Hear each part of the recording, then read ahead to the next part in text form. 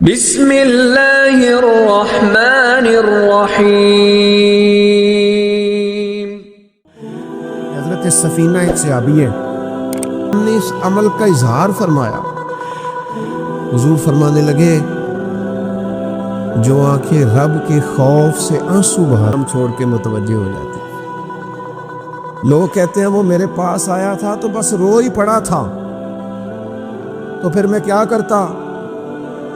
وہ رو ہی پڑا ہے تو معاملہ ختم ہو گیا۔ بچے کی شدید غلطی پر اسے ڈانٹا تھا پر وہ رو پڑا، نرم ہو گیا دل ماں کا، باپ کا، چچا کا، بڑوں کا۔ جاتے او یارو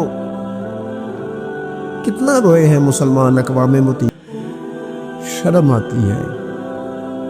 میرا دل کرتا ہے میں فلسطین کا نام نہ لیا کروں، شرم آتی ہے۔ یہ کوئی ہماری تقریروں کے موضوع ہے؟ یہ کوئی ہمارے کالم لکھنے کے عنوان ہے؟ یہ کوئی ہمارے موبائل پہ لگانے کے سٹیٹس ہے؟ یہ تو شرم سے مر جانے کا مقام ہے۔ یہ کوئی گردنیں اٹھا کے بات کرنے والی بات ہے؟ یہ موبائل پہ ایک دوسرے کو ویڈیو دکھانے کا منظر ہے؟ رمضانوں میں، شاموں میں اپنے اپنے بچوں کو سینوں سے لگا کے افطاریاں کرانے والوں اور بچوں سے پوچھنے والوں کہ پتر تو کی کھانا ہے، اس سے پوچھ لے اس کی مرضی ہے تو ان کی بھی تو مائیں ہیں نا۔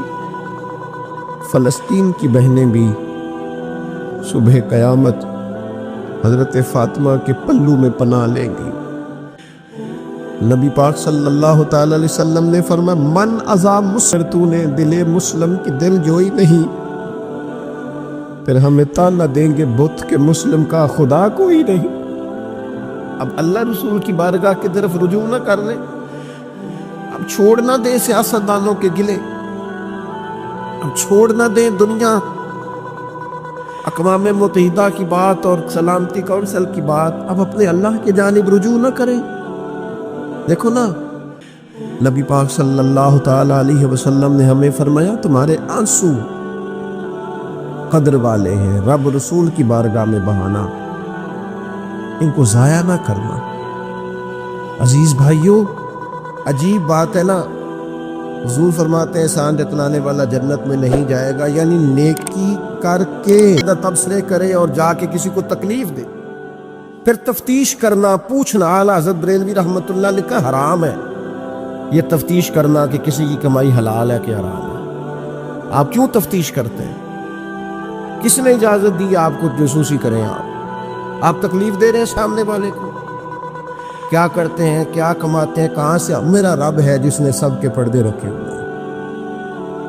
اب کیوں ایسی حرکات کرتے ہیں جس کی بنیاد پر جناب کا ذریعہ آمدن کیا ہے؟ میرا ذریعہ آمدن یہ ہے کہ آپ دے رہے ہیں۔ ایسا تو نہیں کہ ساری چیزیں طبیعت کو پسند ہوتی ہیں، لیکن کوئی ایک شخص نہیں بتا سکتا کہ کبھی میں نے کہا ہو یہ مجھے پسند نہیں، میں نے نہیں کھانا، نہیں رہا، یہ میری طبیعت نہیں۔ کیوں؟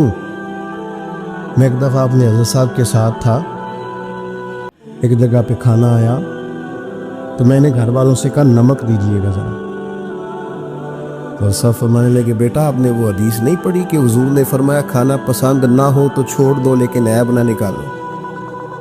فرمایا کس موسم کے اندر انہوں نے کھانا پکایا ہے اور تم نے انہیں یہ کہہ دیا تمہیں نمک ہی نہیں ڈالنا آتا؟ فرمایا ان کے گھر کا ذائقہ ہے، وہ کم کھاتے ہو، تم تھوڑا زیادہ کھاتے ہوگے نمک، بعض لوگ ذرا کم کھاتے ہیں۔ بات تم نے یہ کس طرح کی حرکت کی ہے؟ وہ بیچارے جا کے پہلے وہ تو مہمان کہنے لگا جی اللہ کا شکر ہے ہم قناعت پسند ہیں، جو مل جائے کھا لیتے ہیں۔ یعنی ایک تو یہ کہ پہلے فرمائش کر دی اور اس کے بعد نیک بننے کا ڈھونگ بھی رچایا۔ بھی کچھ لوگوں کا طریقہ ہوتا ہے وہ سارا کچھ کرنے کے بعد نا، یعنی 2.25 گھنٹے غیبتیں کرنے کے بعد کہنے چلو سانوں کی لگے بھئی، آپ 15 منٹ ہی رہ گئے تھے، 2 گھنٹے پورے ہونے لگے تھے، ساری تو کر لی آپ نے، اب پیچھے بچا کیا ہے؟ تو وہ کہنے لگے رہی میں قناعت پسند ہوں، جو مل جائے کھا لیتا ہوں۔ تو حضرت سلمان فارسی ناراض ہوئے، جلال میں فرمانے لگے اگر تم قناعت پسند ہوتے تو میرا وضو کا لوٹا آج گروی نہ پڑا ہوتا۔ تم قناعت پسند ہو، اوپر سے جھوٹ بولتے ہو، لیکن تکلیف دینا، اذیت پہنچانا، ذہنی طور پر کسی کو ٹارچر کرنا۔ میری اب کبھی طبیعت خراب ہو جاتی ہے نا جی، تو چونکہ محبت کرنے والوں کی لسٹ لمبی ہے، طبیعت خراب ہو جاتی ہے تو میں بتاتا نہیں، کتنے کتنے دن خبر نہیں ہوتی، میری خواہش ہوتی ہے۔ پچھلے دنوں بھی ایک پورا دن ہاسپٹل میں گزارنا پڑا، میں نے بتایا نہیں، افواہ تھی کہ میری طبیعت خراب ہے، لوگوں نے پوچھ پوچھ کر بیمار کر دیا، نئے سرے سے بتانا پڑتا ہے ہویا کی سی۔ اور پھر کچھ تو اتنے خاص محبت کرنے والے ہوتے ہیں کہ انہیں پوری ڈیٹیل چاہیے ہوتی ہے پس منظر سمیت۔ آپ حضور علیہ الصلوۃ والسلام نے فرمایا بہترین عیادت وہ ہے جو جلدی ہو، تھوڑی دیر کے لیے مریض کے پاس جائیں، یہ بہقی میں حدیث، چلے جائیں، اتنی تفصیلات، پھر 7 نسخہ جات، پھر یا کچھ لوگ تو ایسے ہوتے ہیں جو اتنا ڈرا جاتے ہیں بیمار آدمی کو کہ وہ جلدی فوت ہونے والا ہو جاتا ہے۔ اس کہتے ہیں فلانے کو بھی یہ مرض تھا بیچارہ، 4 بچے فوت ہو گئے۔ آپ کو تو کہا تھا تسلی دیتے، مریض سے دعا کراتے، پھر ضد کریں گے، اصرار کریں گے، یہ کھا لیں، کھائیں گے تو اٹھیں گے، تھوڑا سا تو لیں۔ اللہ کے بندے، نبی کریم علیہ السلام نے فرمایا بیمار سے ضد نہ کرو، اسے اللہ کھلا پلا دیا کرتا ہے۔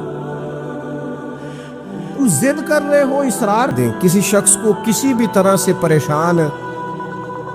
ایک ہمارے ہاں اور بڑا مسئلہ ہے، میں تو مذاق کر رہا تھا، مذاق کیا ہوتا ہے؟ مذاق تو جاہلوں کا کام ہے۔ کہ موسیٰ علیہ السلام کی قوم نے کہا کہ ایک شخص کا انتقال ہو گیا ہے تو ہمیں بتایا جائے کس نے قتل کیا ہے، تو جناب موسیٰ علیہ السلام نے فرمایا گائے ذبح کرو۔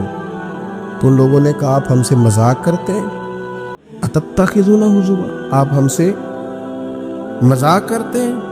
تو فرمایا اعوذ باللہ ان اکون من الجاہلین، میں اللہ کی پناہ چاہتا ہوں کہ میں جاہلوں میں سے ہوں۔ مذاق کرنے کو جناب موسیٰ نے، قرآن مجید کا پہلا پارہ کہتا ہے جاہلوں کا کام کہا ہے۔ مذاق ٹھیک ہے، دل لگی ٹھیک ہے، یعنی آپ خوش طبی کریں۔ مذاق تو کسی کے عیب کا ہوتا ہے، تیری آنکھ کس طرح کی ہے، تیری ناک چپٹی ہے، یہ مذاق ہوتا ہے۔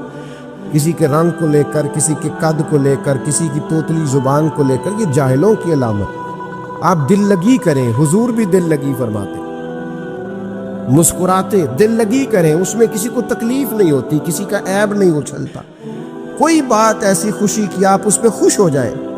لیکن آپ یہ جو رویے ہمارے ہاں پائے جاتے ہیں یہ مذاق ہے، اور مذاق شریعت میں جاہلوں کی علامت ہے۔ حضور فرماتے ہیں قیامت والے دن وہ لوگ جو لوگوں کا مذاق اڑاتے تھے، تکلیف دیتے تھے، قیامت والے دن ان کے ساتھ یہ معاملہ ہوگا کہ جنت کا دروازہ ان کے لیے کھولا جائے گا، پھر بند کر دیا جائے گا، پھر کھولا جائے گا، پھر بند کر دیا جائے گا، پھر کھولا جائے گا، اور پھر دوبارہ وہ کہیں گے یہ کیا ہو رہا ہے؟ تو انہیں کہا جائے گا تمہارے اس مذاق کی تمہیں سزا دی جا رہی ہے جو دنیا میں تم اللہ کے بندوں کے ساتھ کرتے تھے۔ تکلیف دیتے ہیں لوگ۔ یہ کچھ سال پہلے کی بات ہے، آپ کو پتہ ہے ہمارے یہاں اپریل فول بھی منایا جاتا ہے، جھوٹ بولنے کا دن بعض۔ ایک صاحب تھے بیچارے ہارٹ پیشنٹ، یہ پنجاب کا ہی واقعہ ہے، تو ان کو فون کر دیا کہ تمہارا بھائی ایکسیڈنٹ میں فوت ہو گیا، کسی نے مذاق کیا، تو بیچارے ہارٹ پیشنٹ تھے، خبر سن کے ان کو پھر ہارٹ اٹیک ہوا، اللہ کو پیارے ہو، اور بعد میں پتہ چلا کہ کسی نے مذاق، تکلیف دے رہے تھے، آپ آزمائش میں مبتلا کر رہے تھے۔ میں نے ایسے طلباء کو دیکھا ہے کالج میں، مدرسے، بعض لوگوں کی غربت کا مذاق اڑایا جاتا ہے، ان کو کھاتا ہوا دیکھ کے مذاق کرنا، ان کا لباس دیکھ کے مذاق کرنا، ان کی سادہ پرانی اور دیسی گفتگو سن کے مذاق اڑانا۔ نتیجہ یہ نکلتا ہے کہ مایوس ہو جاتے ہیں لوگ، پریشان ہو جاتے ہیں۔ ایسا نہیں کریں، یہ تکلیف نہ دیں کسی مسلمان کو، اذیت میں مبتلا نہ۔ مومن کی توبہ پر رب کریم کو خوشی ہوتی ہے، کتنا بڑا انعام ہے۔ حضور فرماتے ہیں ہر شخص خطا کار ہے، پر بہترین خطا کار وہ ہے جو توبہ کرتا ہے خطا کار پر بہترین خطا کار۔ کیا بات ہے اس کی خطا کی، جو خطا کرتے ہی رو پڑا ہے، اللہ کے حضور توبہ کر رہا ہے۔ مذاق اڑانا، تکلیف دینا، اذیت میں مبتلا کرنا۔ حضور علیہ الصلوۃ والسلام نے فرمایا کسی شخص سے کبھی کوئی گناہ کیا اور اس نے توبہ کر لی، کرے، گھنٹوں بیل بجا رہا ہے گلی سے گزرنے والا آدمی، لیکن صاحب گاڑی لگا کے چلے گئے، انہیں پتہ ہے دوسری گاڑی نہیں گزرے، لیکن وہ اذیت دے رہے ہیں۔ ایک چور اوپر سے سینہ زور. اگر وہ باہر نکلے ہیں کہ آپ کو جانا ہے اور سامنے گاڑی لگی ہوئی تو وہ نکل کے کہتے ہیں کوئی آگ بجھانی ہے آپ نے جا کے فائر بریگیڈ کی گاڑی پہ بیٹھے. نہیں جناب, آگ نہیں بجھانی, لہذا آپ آرام کریں, لگی رہنے دیں گاڑی. پتہ ہے آپ کو نبی پاک علیہ السلام نے رستے بند کرنے سے منع فرمایا, رستوں کے نشان مٹانے والوں پر لعنت فرمائی. یہاں جہاں لکھا ہوتا ہے نا لاہور اتنے کلومیٹر دور ہے, وہاں اشتہار لگا دیتے ہیں لوگ. آپ کو پتہ ہے یہاں اشتہار لگانا منع ہے, رستوں کے نشان مٹانے والوں کو ملعون کا ہے حضور.